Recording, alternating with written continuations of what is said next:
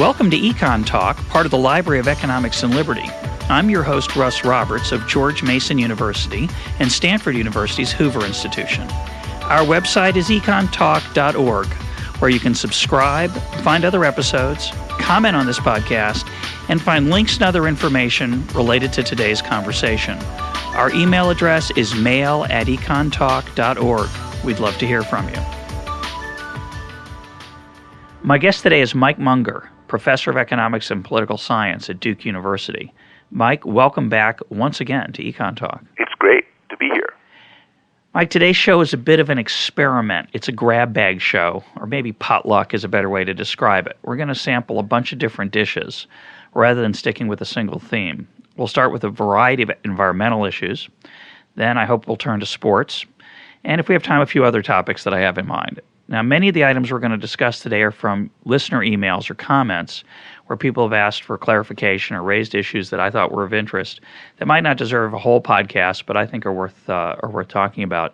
So I thought it'd be fun to chat with you about it.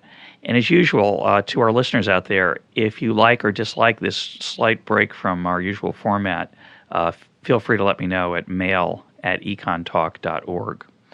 Mike, we did a podcast a few months ago on recycling and on garbage and resources and waste, and on both the psychology of recycling and the economics. And I want to revisit an issue that came up there that I think deserved some additional discussion that we didn't probably talk about in enough detail. Let's start by recapping what the argument was. You argued that if people are willing to pay you for something, it's a resource. If they're not, it's garbage. And implying that if you recycle something, that if you have to pay someone to take something from you, then it's garbage. That's the definition of garbage. Uh-huh. Is that a fair assessment of what we? Well, and remember that the question that we had taken up was, should we recycle or put it into a landfill? So I'd make it even a little stronger than what you just said. If I have to pay more for recycling than it costs to put it into the landfill, not only is it garbage, but the policy itself is garbage, or at least that's the claim that I made a few months ago. Right, that recycling in that situation, ironically, is wasteful. You actually waste resources. And that's jarring to folks. One of the issues that came up, though, which I think is correct in some of the discussion in the comments on that podcast that I wanted to talk with you further about, is, well, it might be the case that the cost to you is such that it's cheaper to put it in the landfill than to recycle it. But that might not capture all of the costs of both of those actions, and therefore using that metric as the decision maker for whether to recycle or throw something away could lead to a mistake. Uh-huh. Do you think that's right? For example, let's suppose the landfill cost is zero to you. Uh-huh. You get the city has decided to provide you with free garbage pickup. Well, yeah, it's taken out of general tax revenue, so right. The marginal cost to me is zero. Right. So the cost isn't really free, but the cost to you is zero. Yeah.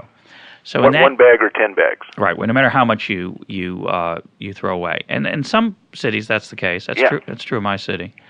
Other cities have tried. I don't know if those experiments are still working, but they tried to charge people by the pound or by the can. Well, a lot of cities in the Northeast have bags with a special print on it, and it costs $3 or $4 per bag, and they only accept garbage that's put into those bags. And so, of course, people strain them by putting too much weight in it, depending whatever metric you charge by. If you charge by the bag, then you'll get a lot more pounds per bag.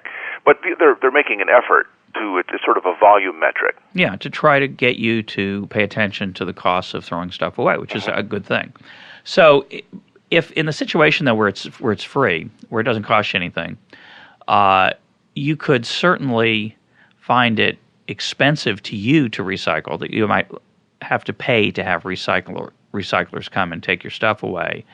And you might mistakenly say, well, if it costs money to recycle when I can dump for free, then I should dump because that's cheaper, and I'm led to make the right decision by the price of dumping. And as some of our listeners pointed out, if dumping is artificially low, if the cost of dumping is artificially low due to a subsidy, then you might make the wrong decision. Almost certainly will at the margin. Right. You'll recycle too little, dump too much.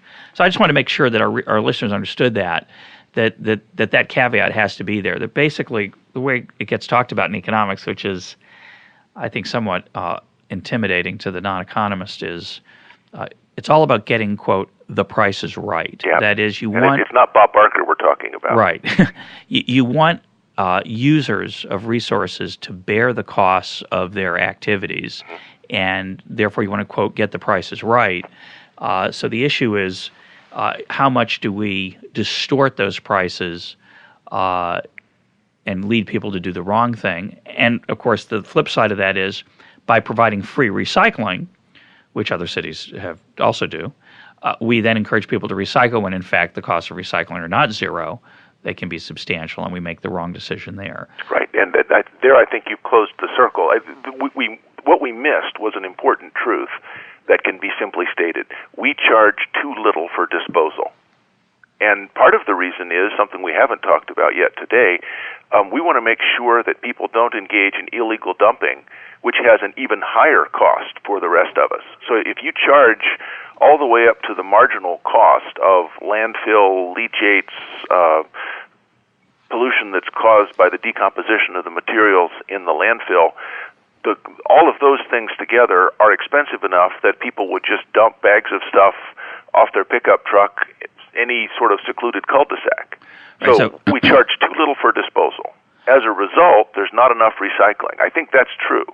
Excuse me. Let me put a caveat to that. There's not enough recycling if that were the only thing we did. If all we did was say to residents, disposal in the landfill is cheap. We've made it artificially cheap to you because we don't want people dumping their garbage. And it's zero at the margin because that's the way we charge. Right. So we understand that's going to encourage people to recycle not enough, that there might be something that's worth recycling from an economic and waste viewpoint that people don't do because they've been subsidized to throw stuff away. Yeah. However, we often then go in the other direction, which was the point of the podcast. Yeah. We go to a world where we say, well, that's wrong, so let's make it easy for people to recycle. Let's give them a blue bin that we'll pick up for free because waste is horrible. We don't want people throwing stuff out when, in fact, the resource costs of turning recycled stuff into usable stuff could be sufficiently high, and often is, that it's not worthwhile. It's well, and that be was better what we were talking about was the claim that some people make, recycling is cheaper no matter how much it costs. Right. That's wrong, too. Right. Okay, so good. We got that straight. Let's move on to a related story that you just told me. I don't know if you want to change the names to protect the innocent or the guilty. There are no innocent in this story. Okay, go ahead. Well, I think I'm first asking for pity. I had to go to a meeting yesterday of all the department chairs of all the departments at Duke. So you just close your eyes, you imagine baggy suits, bad comb-overs, and that's the women. So there's a group of Mike, there's a group of people stop here. right there. First question, I got to get you off that theme. How long does this meeting go? Well, 4 hours. How long? 4 hours. It was a retreat. It's a retreat from sanity. Well, it's an advance towards it's an advance in another direction, perhaps, rather than a retreat. But I'm asking for pity. I admit that. You got it. Go ahead. 4 hours. At lunch at the beginning, we happened to be talking about the kind of car that everyone owned, and we went around the table. And I might have predicted this, but I was still surprised. The person on my left said Prius. Person to their left said Prius. Person next said Honda. Hybrid. Next person said Prius, and then we went all the way around the table. Everyone had some kind of hybrid car. The person on my right, we'd gone almost all the way around, was the chair of the chemistry department. And he said, well, you know, those hybrid cars actually probably are a net waste of energy resources because the amount of electricity that's required to create the batteries and then the impact on the environment of disposing of all those batteries that are full of really dangerous chemicals mean that hybrid cars are at best a wash and probably a net waste of resources compared to having a fuel-efficient car of the same size. I'm not talking about a Hummer, but if you had an internal combustion engine of the same size, that's actually more efficient than a hybrid. And there was this stunned silence because most of the rest of the people at the table were, let's call them humanists, in some cases maybe Department of Indignation Studies. But their main point was that you had to have a Prius because it was a matter of religious conformity. So, but then somebody, after the stunned silence, asked the chair of the chemistry department, "What kind of car do you have?" He said, "Oh, I drive a Prius, but that's just because you have to if you're going to be a faculty member." What a bizarre world. Well, it's a world many of us live in. I don't know that many of us recognize the ironies of someone who recognized the problem with the science and yet still said, for reasons of conformity, I'm going to drive a Prius. Yeah, to avoid the social opprobrium of being seen as a... Well, it's because we all want to make a commitment. We want to show our commitment to being environmentally sensitive. Reminds me of a story that I've always assumed is apocryphal of Enrico Fermi. It's a wonderful story where a student is in Enrico Fermi, a great physicist in the mid part of the 20th century. Fermi was talking to a student, and the student noticed that Fermi had a horseshoe over his door. And the student said, "Professor Fermi, you don't believe in that, do you? You don't think that a horseshoe creates good luck?" And Fermi allegedly said, "No, of course I don't believe in it, but they say it works even if you don't believe in it." So it's sort of a bizarre tolerance of irrationality from a supremely rational person. That's what that reminds me Well, of. I'm not sure that either Fermi or my colleague, the chemistry chair, was actually telling the truth. They may have been subtly making fun of us for asking the question. True. This is true, alas. What do you drive, Mike? I drive a 97 Dodge minivan with 200,000 miles on it. It gets about 24 miles a gallon, but in terms of the cost to me, it's awfully darn low. Yes, it's been paid for 10 years. And it's good for hauling around... baseball stuff. Yeah, which is what's important. That's really all that matters. We'll get to baseball in a minute, but I want to stick with some environmental issues that have been raised. I did a podcast with my colleague Don Boudreau a few weeks back on the virtues or lack of virtue of buying local. And what we were focused on there is an issue that has come up in a related podcast with you, Mike, on the division of labor and the virtues of exploiting the powers of specialization that civilization does. In this case, limiting yourself to dealing with just people in your local vicinity, although it could be a nice thing on many dimensions, social and sometimes economic, is often very costly because it doesn't allow you to take advantage of the ability to cooperate with people farther away who have talents that might be worth interacting with. So one listener wrote in and said we'd had missed an issue in that, and that was the issue of one's carbon footprint, which, by the way, I love that metaphor. I love the idea of us bestriding the planet, leaving behind this sort of smoking, still steaming carbon footprint. A Yeti kind of Bigfoot giant impression in the moist soil. And that listener was correct. So I wanted to talk about the implications for that. I think a lot of people now see a virtue in buying local, not on so-called economic grounds. That is, the argument would be, it's okay to pay a premium for a locally produced product because even though it's more expensive, when you look at the full effects, that is the fact that the product wasn't shipped and didn't have to use energy to get to you, then you should buy local just for that reason, because you're saving on the energy costs of shipping the product from far away. And so I wanted to talk about the economics of that for a minute, because I think that's a nice point that a lot of people do worry about.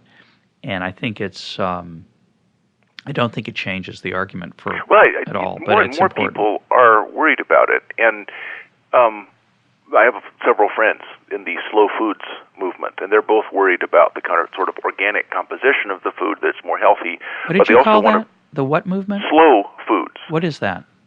It started in France and Italy, has moved to the United States. If you Google slow foods, you'll find a bunch of slow foods co-ops around you.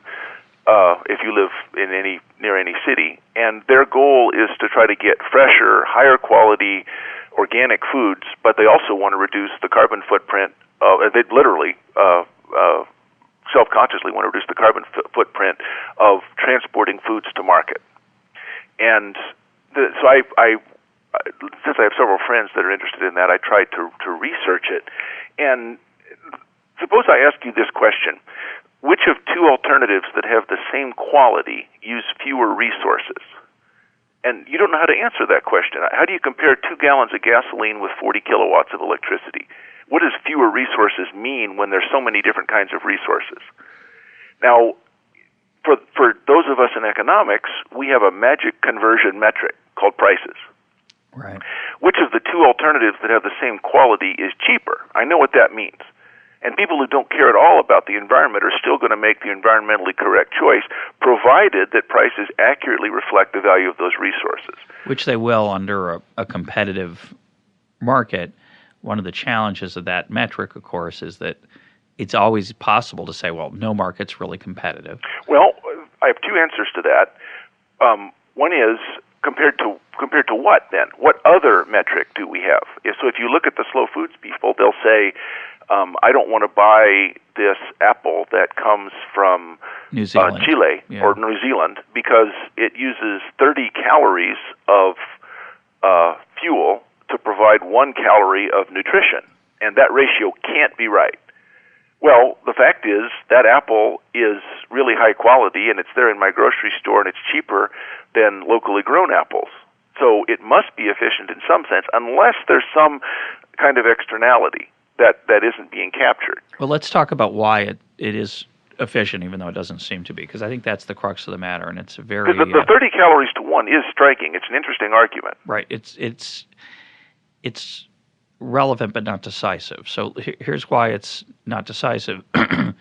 If the apple from New Zealand is cheaper than the locally grown apple, it tells you, and let's avoid the footnote I made a minute ago about competition. I think the way to avoid that footnote is to say, let's assume both markets are equally competitive, which is probably a reasonable assumption. There's no monopoly on apples in New Zealand or here that keeps out other apples, and I think from other places. And I think the reason, I just want to make clear to our listeners, the reason that monopoly is relevant is that sometimes price could be high, not because it's costly, but just because the maker is able to exploit us. But in the case of apples, there's lots of competition from lots of sources. So the apple from New Zealand being cheaper than the local apple tells you, of equal quality, tells you that the cost of the New Zealand apple is cheaper than the cost of the local apple. And your first thought is, well, that can't be, because the New Zealand apple has to bear all these transportation costs. Now, one answer is that the transportation costs are less than you think. We've found all kinds of creative ways to keep transportation costs down, packaging and containerization. Yeah, I haven't found any of those. Somebody else did them for me. Yeah, and it's glorious. I have no idea how that works. It's a glorious thing. It's really a spectacular thing how good we've gotten at that kind of thing. But the fact that the New Zealand apple has higher transportation costs, that is true, almost certainly. But it has lower other kinds of costs. And those other kinds of costs are the labor costs and the land costs and the other types of distribution issues that come up in moving apples around. So if you only care about transportation costs, then that 30 to 1 calorie point is relevant. And so if your goal in life is to minimize how much energy is used in the world, then it could be relevant to just buy local. Most of us, certainly most economists, and I think most human beings, would argue those are not the only precious resources.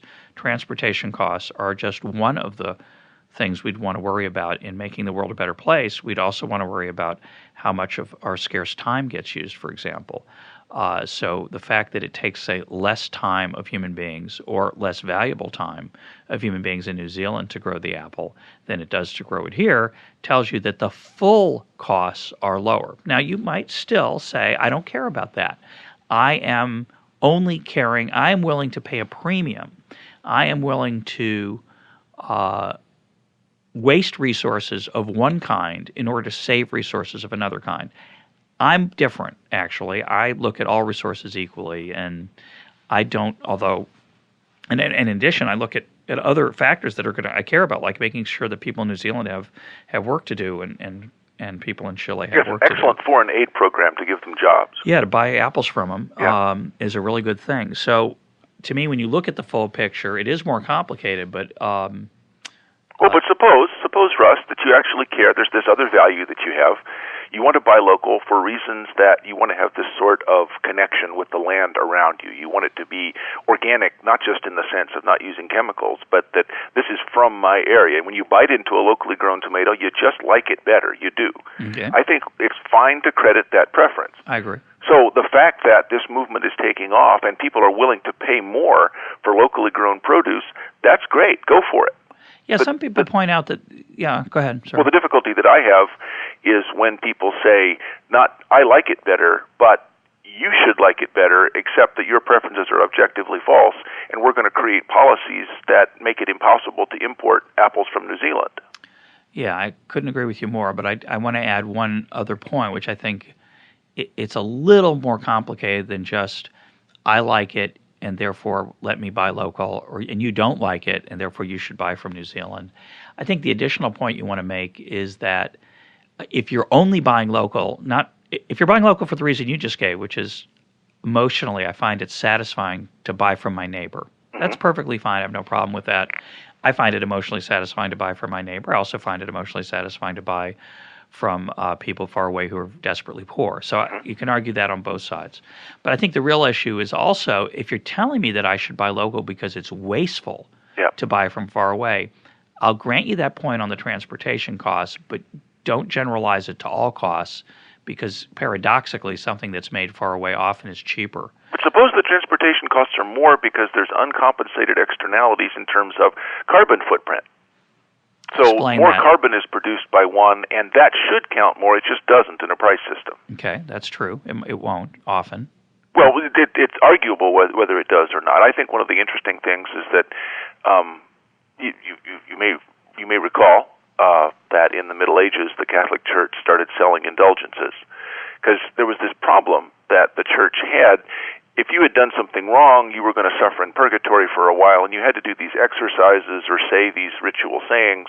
And it happens to be, in full disclosure, I am myself Catholic. So I'm not criticizing a church that I'm not myself a member of. But in the Middle Ages, it was noticed that there were a bunch of deadweight costs to having somebody say 1,000 Hail Marys or walk a long way on their knees or something, some sort of self-flagellation. So the church changed to selling indulgences. They captured a deadweight loss. And the person who had been bad was better off because they could buy their way out of it, and the church got the value of it rather than having to just watch people do these other penances.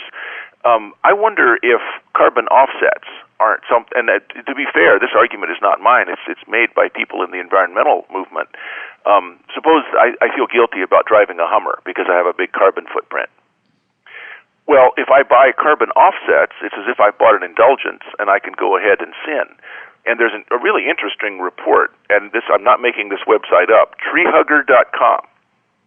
At treehugger.com, they have the carbon neutral myth, offset indulgences for your climate sins, where they make this argument. And I actually think it's germane to people who think in terms of trying to minimize their carbon footprint, or in, if I pay for a bunch of trees, I pay for 30 acres of trees in South America, then I can go ahead and drive my Hummer because the net effect isn't very high. The idea of carbon as a unit of resource that counts more than everything else, in my opinion, doesn't trump the problem that we've been talking about, where we can convert between different kinds of resources using the price system. But the idea of carbon offsets is one that's growing, and interestingly, it's being criticized by people within the environmental movement itself.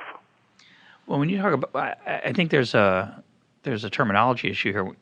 When you talk about carbon offsets, I think there's two different kinds. One is to plant a bunch of trees, say. The other is to give money to companies looking for alternative energy sources. That second one doesn't quite, I wouldn't call that an offset. I'd call that a wing and a prayer or something. Well, it's an indulgence. I'm buying an indulgence from the Church of Environmentalism. Right, but the first example of planting trees is not quite an indulgence, because it does accomplish something real. Besides just the transfer of money. If I own some trees, what that means is the value of my trees are bid up. And I might leave it in trees anyway. but I do benefit from keeping those trees and not cutting them down. If you think that disappearing forests are a problem and that trees are not a renewable resource, that makes sense. I think that's arguable. Yeah, no, I agree with that. Let's move on to a last environmental topic, again, somewhat related, but a little bit different, which is this notion of peak oil. There is a worry out there that as we continue, there's a finite amount of oil under the Earth's surface. It may be growing a few ounces every 1,000 years, but basically it's a finite amount. We use a growing amount of it every year, and therefore, inevitably goes the claim, we will eventually run out. And the peak oil claim is that it used to be that even though we used more and more oil, we found more and more oil. Yeah. So that reserves were growing. Right. It was price elastic. But eventually there has to come a time, goes the story, when the amount of reserves starts to fall and we start to get into the declining part of the reserves. Mm-hmm. That's the worry. Yep. Now, I don't understand that worry. The reason is it has a certain sinister sound to it, right? All of a sudden, you went from a world of having more reserves every year to where the amount of reserves gets lower and lower. Mm-hmm. But from an economist's perspective, that's, I think, irrelevant, that declining reserve, because in all years of oil use, once oil is a resource as opposed to a nuisance, as Don Boudreau pointed out, I think in an earlier podcast, there was a part of large time in human history when crude oil was just a yucky, disgusting thing, and we didn't have anything we could do productive with it. And so all it did was ruin ponds. Right. If you found it, it was a bad thing for your land. But we came to a world where it was valuable, and once it was valuable, it was scarce by definition. There wasn't enough to go around. The only reason there appears to be enough to go around is that prices adjust to ration it. And so what is correct is that if we got to a world where we'd found all reserves and the only thing that was happening was that we were using up those falling reserves, the price would start to rise more rapidly, I think, than it had in the past. I think that's the only issue with peak oil is how fast that price will rise. And, of course, offsetting that potential price rise is the opportunity for human ingenuity to find ways to use the remaining oil more effectively, which would make the effective price of energy actually lower, even though the price of the oil itself could be getting more expensive. Well, this is an issue that I've thought about a lot, and it is interesting because there's many facets to it. I think we should be clear that the only thing that we're even close to running out of is light sweet crude. Sweet crude is crude oil that has less than 1% sulfur. So sour crude has 2%, 4% more. So the only thing when somebody quotes you a price per gallon, this is how much crude oil prices are. You're listening to NPR on the way home. What they're referring to is light sweet crude. That's the benchmark. There's an enormous amount of sour crude that's available at lower prices than that, and the reason the price is lower is that it takes more processing. Now, the reason that light sweet crude is important is that it's easy to crack it into different parts, and a lot of it's gasoline. It's easier to make gasoline from light sweet crude. It's very easy to make diesel and other kinds of fuels from sour crude. And we're not remotely close to running out of sour crude. So even if you buy the argument that we're at the halfway point or more for light sweet crude, there's a variety of other things. The thing that I want to ask people who make this argument is, show me that this is like something else. Name a single resource that we've ever run out of. Because here's the claim that I want to make, and it's a pretty strong claim. We have never and will never run out of anything. We can't run out of anything. There's two reasons. First is that as the price of it goes up, people will find more of it. Second, as the price goes up, people will find more ways to do without it. And because it becomes profitable to find alternative ways to satisfy the same The thing that desire. people are unhappy about is that alternative fuels and solar, wind, geothermal, those power sources are not now economic because the price of oil is too low. If it starts to go up, very quickly some of those alternative fuels will actually become economic. We'll switch to them, and we'll still have plenty of oil. It's inconceivable, I think, that we're going to run out of fuel. Now, that doesn't mean it won't get more expensive, but there was a famous bet between Julian Simon and Paul Ehrlich. Paul Ehrlich was the author of The Population Bomb, and the book The Population Bomb contained the famous sentence that if I were a gambler, I would take even money that England will not exist in the year 2000. He thought that England wouldn't be able to provide for its own food because it was an island and transportation.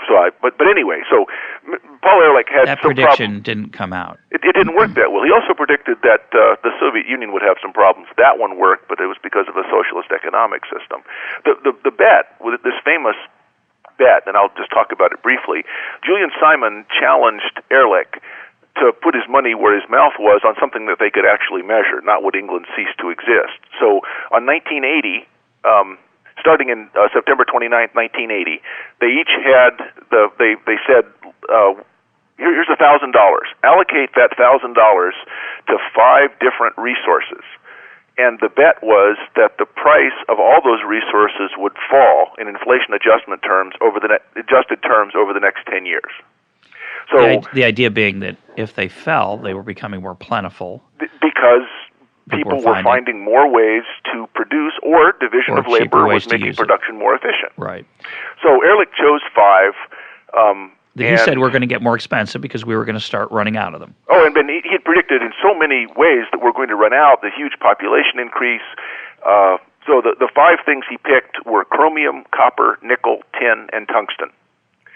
And 10 years later, not only had the price of all of them fallen in inflation-adjusted terms, some of them had fallen in nominal terms. And between 1980 and 1990, the world level of inflation, and in the United States in particular, was enormous.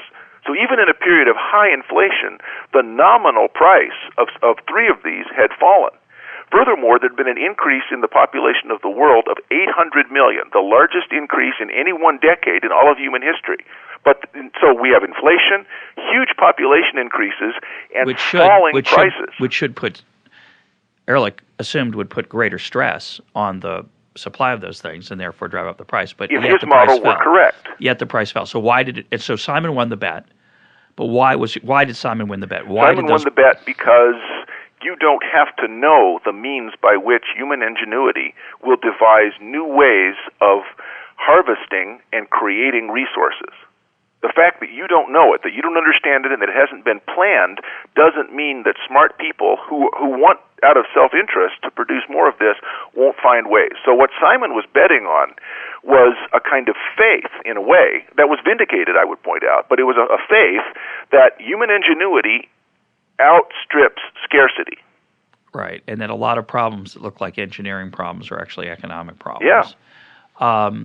I want to put in a plug for Julian Simon's books. In particular, The Ultimate Resource is a glorious book for people who are worried about us running out of stuff. It's really what he meant by that title is The Ultimate Resource is Human Creativity. Well, we can take some of this back. So it's not true that it doesn't matter what we do. Some policies are better than others. Policy matters, human choices matter, the things that governments do matter. It's not that, just let markets let work. Everything go by themselves. Everything is going to get better and better. Yeah, I'm not advocating that position. It's just that the idea that inevitably resources are going to become more expensive and human life is going to end, it's not inevitable. For sure. And just to take an example of the first point, the price of gasoline and the price of crude oil has been rising over the last few years. And some people just presume that that's a permanent change. It's going to keep rising because of this peak oil issue. Whereas my view is that it is mainly a result of instability in the Middle East, and that it very well could go back on its path of decline. But Simon's bet that real resource costs will continue to decline as people become more creative is true. Although there are going to be times when, for geopolitical reasons, government policy reasons, mistakes, or just bad luck, things that trend could deviate for a while, but it's not going to generally be the case. And in general, those things will continue to fall, I think. Yep. And what's cool about them is, I want to emphasize, those things are finite. They're finite. There's going to be a limited amount of tungsten in the world, and in theory, Ehrlich has to be right. Eventually, we're going to run out. We're going to use up so much of it that there won't be enough left. And what that misses is the infinite resource, which is the human creativity, which says, true, there might be less of it, but we'll find ways to use that smaller amount increasingly effectively at lower and lower costs. We'll find cheaper ways to get oil out of the ground, and we'll find more and more effective ways to use it. Well, and there's just no shortage of sour crude. The shale sands and a variety of other sources, sure, it's not as if it can't be infinite. Yeah, it's not infinite. There is a shortage. We wish there were more. We wish we had more. Again, if we correctly deal with the pollution issue, and I want to put that to the side. We've been talking about that already in the last couple of topics. If we only worry about this claim that we need to do something because we want to make sure our children and our grandchildren and our great-grandchildren have stuff to use, that worry is foolish. That worry in and of itself that somehow we're going to use up what's precious is foolish, because prices ensure that people will ration those things and take care of them. We always wish we had more gasoline for whether it's a power boat or a drive in the country that doesn't produce anything that's just for fun, or that we can make an extra trip somewhere because we forgot to pick up something. We don't do those things because gasoline has a cost and has a price that deters us. Yeah. And causes us to ration it. So there's always not enough to go around of most things at any point in time, and the price system makes sure that we don't feel the pinch of that. Right, and it actually is the price system that does it. I think it's possible. I said I would challenge people for examples. Some people raise Jared Diamond's book, Collapse, where he talks about societies that used resources and used them up and ended up collapsing. But they didn't have an efficient price system that gave them accurate signals about the opportunity cost of the resources that they were using up. So the answer I would have, the question of collapse, the problem of collapse does exist. It isn't on its face foolish, but the answer I think that we have is, as long as we have a price system that accurately signals scarcity and provides incentives for human creativity to solve the problem of supply, then we don't need to worry about it. But we really need to make sure that the price system is able to perform that function. It's easy to forget how important it is. And the other thing is to remember that. I gave an example in an earlier essay on the EconLab website of the fact that, what if a few 100 million Chinese go to the cities from the countryside, and because of that, more and more kids start going to school and they start using more pencils. There aren't going to be enough pencils for Americans, and we need to make sure we have a study and appoint someone to make sure there's enough pencils for people. And then, of course, there's all these issues that are going to spillover effects, because pencils use graphite, and graphite goes into fishing rods and tennis rackets and the lining of automobile brakes. And therefore, if the Chinese migrate into the city, there's going to be all these pencils used, and that means that somehow we're going to have to deal with shortages of fishing rods and tennis rackets. And yet, that migration's already taken place, and we didn't notice it. Didn't even notice it. We didn't appoint a czar for graphite. We didn't have a study. We didn't have to worry about it, as you said, because the price system signaled to people to try to find substitutes for graphite, and people were then given an incentive to find ways to use graphite more effectively. And some people switched to pens, and 1,000 things took place, all signaled by prices without anyone having to be the centralized czar who's trying to solve that potential social crisis. So I think the same applies with shortages of natural resources. There's already somebody. There's no one in charge of it, but there's a system in place that. But you can understand why someone listening to this podcast is going to say, "Yeah, but what if?" Because it only takes one. And that's right. Suppose it's not the resource that we use up, like oil. Suppose it's some pollution of the environment that over time makes vast portions of the environment unusable. That's not something we can take back. That's correct, and that's not something that will automatically fix itself, because there's no property right or price in place that's going to send that signal the way it does in the case of crude oil. And so it really, the policies do matter. It is important that we think about this, but planning for shortages, I think, is the wrong way to go. That's a red herring. Yep, I agree.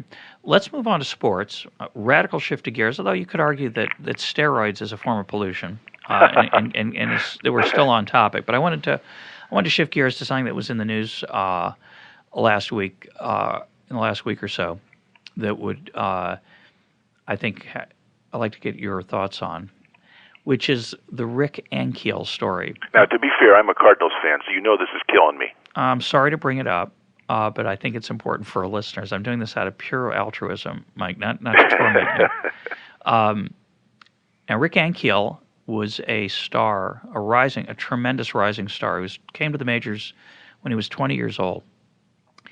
Could have had a shot at Rookie of the Year, probably the most promising young left-handed pitcher in all of baseball. At 20, he was a starter for all the year. He was 11-7, which is a fine record, but for a 20-year-old, it's unimaginable. And he entered the playoffs, and I think it was 2000. And against the Braves. I happened to be at the game at Busch Stadium. You weren't. I was. You're just rubbing it in now. I was there, and I never liked you. Well, I have to tell you, I could be lying, but I found it extremely poignant at the time. Sure. The Cardinals are my National League team, so I'm not totally. This is not pure sadism. Trust me. It's at least sadomasochism. So what happened is he fell apart on a national stage. He threw 5 wild pitches and walked 4 batters in a single inning. And the game, he had to be taken out of the game because he just literally couldn't find home plate. And I thought foolishly he started a game in the Cardinals won that series. Yeah. Some people forget. And in the next series, they had him start another game, which I thought was a mistake. And I think they thought was a mistake ex post. And he was, I think he threw maybe a whole bunch of other pitches that the catcher couldn't catch. They weren't all wild pitches because sometimes people weren't on base even. He had a lot of trouble with the pitch they called the strike. The strike, yeah. So his career ended. He went down to the minor as a pitcher. He went down to the minors, and he had surgery. He had a spotty record, but then he got hurt and had surgery. And then just didn't seem to be making any progress. And in 2004, was it 2004? I think around 2004 or 2005, he decided he was going to try to be an outfielder, which seemed like a hopeless task. He had a strong arm, but pitchers can't hit. Yeah, and they rarely do. They often hit in high school, but to hit at the major league, to be gifted enough to pitch at the major league level and hit at the major league level is extremely rare. Yeah, even if they were good hitters, then they haven't practiced since high school. And Babe Ruth did it, but it's pretty rare. He went the other way, though. Yes, he did. But he was clearly capable of performing at a major league level. He could do both at the same time. So Ankiel decides to become an outfielder. He works his way up from the low minors, and in the middle of the pennant race this season, the Cardinals call him up, and he's just an extraordinary player. He hits a home run in his first game. He's hitting over 300. He's hitting more and more home runs. The Cardinals are suddenly surging toward first place. And then news comes that in 2004, Ankiel had a prescription of a slightly unsavory kind for a human growth hormone. It was prescribed by a doctor who wasn't an expert in surgery recovery or anything. There wasn't and he didn't suffer from dwarfism or any of the things that normally are indicators for prescribing human growth hormone. So he gets in the story, he's alleged to have purchased a year's supply, whatever that means. And he didn't deny it. And he did not deny it, correct. Since then, he went 1 for 23. I don't know what he did last night, but the Cardinals are 1-9 over that period. I would point out they were 1 game out of first. That could be a coincidence. We could be fooled by randomness there, but it seems to have taken a toll on at least on him, and maybe the team. I'm going to kill myself. Please don't. Our listeners would compensate you not to. So I think there's a property rights problem here. But so it was kind of sad for Cardinal fans. But a lot of people viewed this story as a tragedy. It was called a sad story by the Wall Street Journal in one story. And my view was very different, as I suspect yours was too. Let's hear your take first. Well, in a way, this started with the criticism of Barry Bonds. for using other substances. Now, some of the substances Barry Bonds was alleged to have used weren't even illegal at the time, and the human growth hormone was not technically illegal for baseball players to take per se. I mean, you shouldn't abuse prescriptions, but there was nothing in the rules that said you couldn't take this. I think in 2005 they banned it. I guess the issue would be maybe Ankiel, after taking it, we found out about his use in 2000, his purchase. I think he probably used it in 2004. Maybe he continued to use it and find other sources than we know about, and therefore he's, quote, a cheater. Yeah, that's the interesting question: is whether this is cheating and should somehow taint these achievements, either of Ankiel or of Bonds. Bonds seems to have held up to the criticism pretty well. Ankiel collapsed; he's become our broken Ankiel. Right. So the question is, should this attach this kind of opprobrium? I'm sort of an outlier on this. I think it should not. Hitting a baseball, or for that matter, pitching a baseball, are skills. And I don't see that the sort of raw power or growth of size that you get from using these drugs should have anything to do. Now, maybe they should be illegal because they harm the person. That's a different question. The question we're talking about is this cheating? Does it give you an unfair advantage? It might if you're a sprinter or a weightlifter, where it's just pure raw power. That has nothing to do with hitting or pitching a baseball. Well, I have to disagree with you there. I think it has something.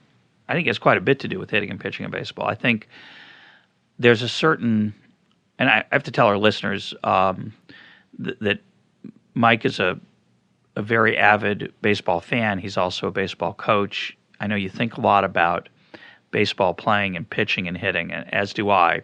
So, having said that, would you argue? While we agree that technique is extremely important in pitching, Practice helps a lot, but surely muscle bulk matters. Weightlifting helps. Is that cheating? No. Most of us would say it's not, but isn't the use of steroids an unfair advantage for certain I'm only I happen to agree with you. I happen to agree with you that I don't have any problem with Ankiel or Bonds as cheaters. I don't think it smudges their record, contrary to whatever. I'm an outlier like you, but I want to just disagree with your technical claim that it doesn't help. I think HGH, by the way, human growth hormone, there's evidence that it does not help. It only makes you literally larger, not stronger. But steroids makes you look better with your shirt off. Exactly. I could use that, frankly. But as could I. But steroids coupled with weightlifting give you the following advantages. You return more quickly from injury. You heal more quickly. That I can see. It means you're less sore. You come back. That was the argument that Hank Aaron made. That's the only one that I would credit. But what about the argument that a fly ball that's going to go 300 feet is going to go 370 feet with a steroid? If you hit it square with the fat part of the bat, yes. But what I could take steroids and I'd still hit. If I touched it, I'd probably just strike out. That's correct. And no, you're supposed to argue with me. No, Mike, you'd be good. No, Mike, you'd hit 400. The only reason that you're an economist is because it's your comparative advantage. Yeah, that's right. I had so many options. Yeah, don't quit your day job, as they say. But here's the issue. It's true that if you hit it on the fat part of the bat, a major league player is going to hit a home run most of the time. But let's say you don't hit it on the fat part of the bat. You hit it so it's going to go 340 feet and be a warning track out, or an easy out, whereas if you hit it with steroids and you've been lifting the weights, it goes 380 feet and it's a home run. I think that's the issue. Agree or not? For home runs, possibly. I guess I'm more concerned about Ankiel had a really high average. So let's try that one. Okay. Do we think that Ty Cobb, if he had taken, because Ty Cobb did not hit homers. No. Suppose he had taken steroids or human growth hormone, would he have had a higher average? Well, he hit 367 lifetime, 366 something, rounded up to 367. Pretty darn impressive. Pretty darn impressive. The question is if he'd been a steroid user and had weight trained, and he would have won more of the fights he got into at second base after spiking the guy. That's correct. And he would have won more of those bar fights he probably got into after the game. Uh-huh.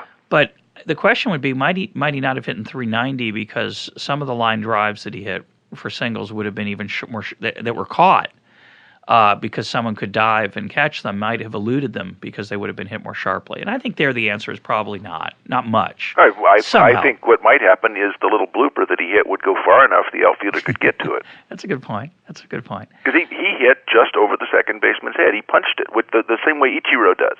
If you watch Ichiro swing, he serves it. He has a home run swing, but he doesn't use it. Right. Well, I want to make a different claim.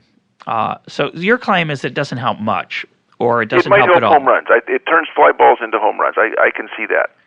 I'm going to make a different argument in their defense, in the defense of Bonds and Ankiel. And I mention this because I did a commentary on the Ankiel story, and a friend of mine heard it and said, well, yeah, human growth hormone, I guess you have to argue since it doesn't really help, and it wasn't banned in 2004, you got to cut Ankiel some slack, and I guess we shouldn't be so critical of him. But if you're not careful, that'll lead you down the slippery slope of defending Barry Bonds, and of course you wouldn't do that. And I said, well, of course I would. Yep. And the reason I would is a different argument than the one you've given. Let me lay it out, and you can react to it. The argument is that you have a rule that is on the books in life, or in this case, baseball. Well, that's the same thing. Yeah, of course. You have a rule that is not enforced and may not be enforceable. In the case of human growth hormone, there's no test for it that supposedly is reliable for detecting it. So the only it's an honor system. You're not supposed to do it. You're not supposed to take steroids. You could argue because everyone understands that's cheating, and even though there was no rule against it, it was considered a form of cheating. So that'd be one possibility. The second possibility is you have no idea, because it's not enforced, and it's not enforced reliably in the case of steroids, you have no idea who's using it. So you're Barry Bonds, and you watch Mark McGwire and Sammy Sosa, two very good players, suddenly be acclaimed as two of the greatest players of all time. Now you know you are the greatest player of all time. And in Barry Bonds' case, he could be right. He is one of the perhaps 5 or 10 greatest players of all time. And you're a competitive person. You're in a competitive sport. And you watch McGwire, you watch Sosa, you watch people in your locker room. Yeah, you hear the rumors and watch in your own locker room and know, I make up a number, 30-40% of people are doing it. And Ken Caminetti gets a Most Valuable Player award. You've got 3 or so, but some guy named Ken Caminetti bulks up and admits later he took steroids, and he wins an MVP award. Yeah. What would you do? Now, one answer is, well, it doesn't make it right. It doesn't matter what you do or not. So I gave my friend the following example. I want to give it to you, to our listeners. Let's get it out of baseball. Let's make it a little more personal. Let's say you're a sales rep. You work for a Fortune 500 company selling your company's product to other folks, and you're paid on a commission basis based on your sales. And people decide that, sales reps work too hard. It's bad for their health. They should sleep more. And so the government passes a regulation that all sales reps have to sleep at least 8 hours a night. And you think, that would be a good thing. I shouldn't stay up till 2 in the morning answering email and trying to get an edge on my competitors. It'd be better if I didn't do that. I'll sleep more. This is a great regulation. And what you start noticing is that when you go to show up at a client to try to explain about why your products are great, you see your competition coming out of their meeting. They're all haggard. They got bags under their eyes, and you think, those guys, big cup of Starbucks. Yeah, 40-ounce coffee, and you think, these guys are cheating. Hey. They're staying up till 5 in the morning, getting an edge on me, and they're breaking the rules. Now, so you say, but maybe you report them and no action is taken. Yeah, well, there's rumors that they're doing it. Yeah. And 2 things are happening. One is your commissions are going down, so your take-home pay is going down. But you're a good salesman. That's not right. You're a fantastic salesman. But the worst thing is that people start looking at you. They realize you're driving a cheaper car than you used to. Yeah. You start showing up at social events, and people are kind of embarrassed because used to be. Turns out in this world, I love this part. USA Today runs a list of the top 10 salespeople in the country, and used to be number 3 or 2 or 1. All of a sudden, you're 8th or 9th or 10th, and people are kind of embarrassed for you. They start, getting invited to the best parties. Would you start sleeping a little less? What would you do? Now, of course, in this case, what's interesting is that the competition, while potentially bad for people's health, does lead to better outcomes for the world. People are working harder. So there are benefits beside just the fact that your salary's going up. You're serving your clients better. You're up late at night answering questions. There's more people working in the factory that you sell the product Right, of. exactly. And the competition of everybody to try to do better is lowering costs and leading to more wealth for everybody. And I'd make the analogy with the steroids in the following way. Most baseball fans really like to see a ball go 600 feet, 550 feet. People hate Barry Bonds. They sell out stadiums just so they can boo him. And I think a lot of people actually kind of like him. They love to hate him, yeah. But a few of us like to like him. That well, swing, and even the people who claim to hate him have their cameras up taking pictures of him. Well, I think that's a separate issue. Let's just talk about the fact that he's got a beautiful swing. Yeah. And he has an incredible swing. An incredible swing, and he sees maybe 2 pitches a game that are good pitches to hit, and he's so focused he doesn't miss them. And I get pleasure from that. I get pleasure from that incredible skill that he has. Yeah. And of course, by the way, not only are McGwire and Sosa taking the steroids, so's the pitcher on the mound. Yeah. So why would you judge him? If he were the only one, but we know he's not the only one. He's just the best one that got caught. That's an interesting point. Suppose we found he had a little earbud and was listening to somebody out in center field that was giving him signs through a radio, and the guy had binoculars. That would be cheating. I would think less of him if he were doing that. And Bobby Thompson, who hit the most famous home run in baseball history, basically did cheat like that. Right, and the pitcher ended up, Ralph Branca? Yeah, Ralph Branca. Ended up forgiving him. Yeah, and they have some kind of friendship now. It's a very interesting story. A book came out about it recently. Yeah. But everybody agrees that's cheating. And one of the reasons it's cheating, by the way, and I think the Bonds case has some cheating aspects to it. I don't want to totally apologize for him. And that's that you don't brag about it afterwards. Yeah. You don't say, hey, you know what, Branca? I knew that pitch was coming. Bobby Thompson kept that secret for decades because he was ashamed, because he knew he had cheated. And most of these steroid people we're talking about, Sosa, Palmeiro, McGwire, Bonds, they've either refused to answer the questions, they've answered the questions in Giambi also, I would add. They've either refused to answer the questions, they've answered the questions in elusive ways, or they have denied it. McGwire said he didn't want to dwell on the past. Right. It was pretty sad. Sosa said, I've never broke the laws of the United States. There's no controlling legal authority. Yeah, so meaning in the Dominican Republic, I shot up like crazy. Yeah. So people clearly here are ashamed. And that's different from weightlifting. That's a fair point, because they say, how'd you get so big? Man, I worked out all winter. I had this routine and I ran. They would tell you about that, but they'd be ashamed of the steroids. So I think there is some, quote, cheating involved, but the judgment and the asterisk doesn't come into play as much for me because of the fact that so many people were doing it. And here's the key point that comes back to your earlier point about performance. Barry Bonds is the only guy who hit 73 home runs on the steroids. All these other people, we know lots of people, whether it was 40%, 60%, 20%, were desperately doing something to get a competitive edge. Yeah. And yet it didn't make a difference for them. So that leads to one of two conclusions. Either Barry Bonds is an extraordinarily gifted athlete, which we know is true. Yeah. Or secondly, he had a really good trainer. He was able to use that dose in such a clever and effective way that his steroid use worked when others didn't. Well, he managed to keep his hands so quick, you can't get the ball by him inside. It's remarkable, because he looks so bulky, you think he wouldn't be able to swing.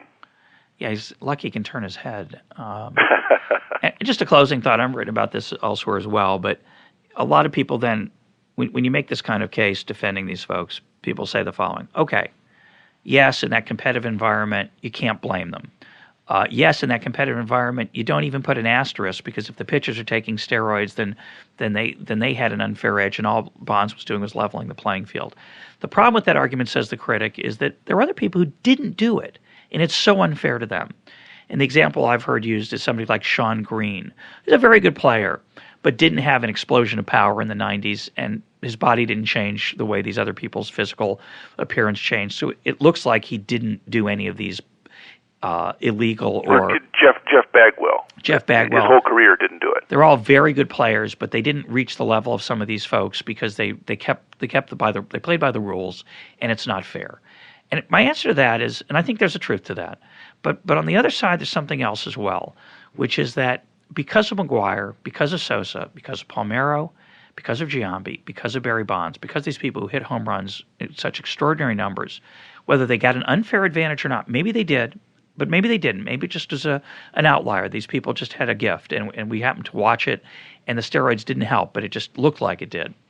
Either way, baseball became incredibly popular, and as a result, salaries have been driven up tremendously, not just for them, but for Bagwell and Sean Green and others. Yeah. So they've profited from... And for a pitcher who's 4-7 and has a 5.0 ERA. They're also doing better, yep. those folks.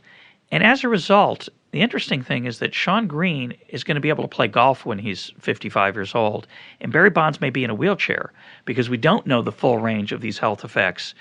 Mark McGuire did tremendous damage to his knee. I was told that because of his use of whatever he used a bunch of different stuff that he's admitted to. Another Cardinal, thank you. Yeah, sorry. That there's nothing left in his knee beside bone, and he's never going to walk right for the rest of his life. So yeah, I would accept that trade-off myself. Many people would. The question is whether they should take the trade-off of shame that they've been induced to feel. And I'm a little more open-minded about it, I think, than the average person. Yeah. I don't know if that's right or not. The example that I like is to think about sometimes is actors and actresses. Actors and actresses use surgery to enhance their appearance. We never say, he didn't deserve that Academy Award because, he got that surgery. I mean, with steroids, at least you have to lift the weights. You have to do something to make it productive. Well, actresses have to starve themselves, and it's awfully hard for them. But the surgical, shall we say, augmentation of various kinds, we admire probably more than we say, oh, that's terrible. Right. People don't say, well, that we got to put an asterisk on that Academy Award because she got a facelift, or he got some kind of surgery on his face. Well, maybe he got pectoral implants. They do that. There's stuff going on that's crazy. And this, just as a closing comment, I just got an email from somebody who's talking about another cheating scandal in sports. There's a whole bunch of it going on right now. We've got the Jets accused the Patriots of cheating. Yeah, Bill Belichick. Bill Belichick's been caught and punished with an enormous fine, and the team's going to lose a draft pick, probably first-round draft pick. The Ravens countered this week by claiming that the Jets illegally shouted out things to draw them off sides. There are all kinds of things like this that go on in sports. And somebody wrote me and said, just sports ain't what it used to be. And the answer is it's not. And the stakes are a lot higher, and people are spending more money than they ever have. Right. We're the reason sports ain't what it used to be. We have this incredible romance about athletes that they should play it for the love of the game. They should treat it the way they treated it in 1930. And by the way, 1930 was pretty cutthroat, too. I don't want to pretend it was an idyllic pastime. People romanticize the past. But they also romanticize the image they have of sports, that you play for the love of the game, and college athletics is just student athletes doing this and that, and baseball's a game. But the fact is that an enormous amount of money is at stake, and when enormous amounts of money are at stake, as those amounts are in acting and movie making, the same kind of things happen. People look for an edge, they compete, and I think we should just be a little more realistic about what's plausible about and the way the world works. That's an interesting point. It doesn't mean that it's good, but it doesn't mean that they are bad for responding to the incentives that we, the consumers, create for them. And I don't really think it's bad. I think most of the response is overwhelmingly good. It's more fun to watch a 6'7", 350-pound lineman run a 4.6 40, to watch Adelius Thomas, a linebacker, run an interception back for a touchdown at the speed that he ran it back this past Sunday night is... it's not right. I don't know if you know this, Russ, but I can run a 4.6 20. But I think we get pleasure from that. I think athletic performance enhanced by weightlifting, as we talked about, which we all agree is somehow okay, even though it is sometimes not healthy, and the supplements that people take with that are legal, that aren't against the rules, all this stuff is about the human desire to excel. And that's why we're going to see more plastic surgery, for not just for actors and actresses, but for regular folks. We're going to see more weightlifting. We're going to see it's the human desire to strive, and I most of it leads to good stuff. Mm-hmm. Well, we're out of time. My guest today has been Mike Munger of Duke University. Mike, it's always a pleasure, and let's do it again soon. I'm sure we will.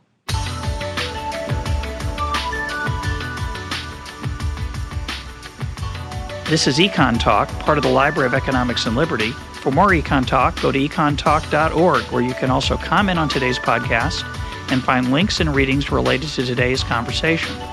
The sound engineer for EconTalk is Rich Goyette. I'm your host, Russ Roberts. Thanks for listening. Talk to you on Monday.